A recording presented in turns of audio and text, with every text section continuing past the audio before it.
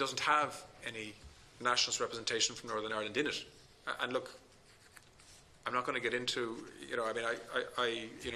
Sinn Féin have to make their own decisions, and you have valid reasons to make the decisions you make. But the truth is,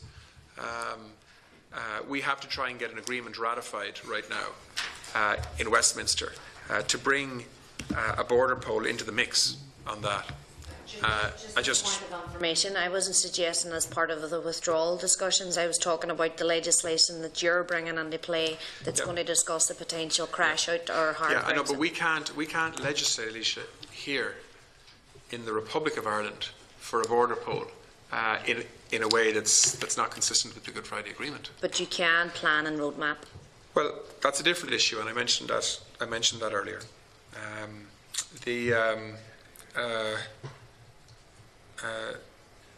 I take your point in terms of some citizens going beyond where the government wants to go at this stage, and I've heard those debates in Northern Ireland where nationalism has a new confidence. They want more radical solutions in some cases, and that has to be part of the debate. But I think that's all the more reason why we need an executive and an assembly that can manage that debate, so that it doesn't become a polarised and threatening one.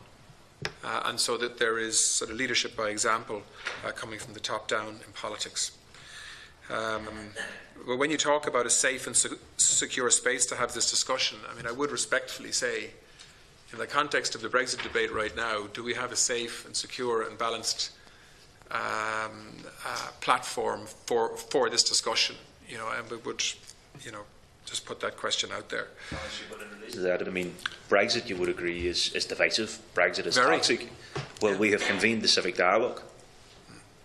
So a toxic or a divisive political climate hasn't prevented us from responsibly and rationally convening a civic dialogue to try and address those issues. And I would say, I don't believe, I understand that none of us are green enough to think that Irish unity won't have a difference of opinion, but if we can convene and see a dialogue and a coming together as a rational outworking to try and solve the issues of Brexit, then I would just put to you that equally a civic coming together and a national dialogue around unity equally makes sense. Yeah, but even in that All-Ireland dialogue on Brexit, neither the DUP or the UUP were there. Yep. The Alliance were there and the Greens were there. Didn't stop you having with them. And so, we've got work to do, yep. and I think everyone in this around this table has too.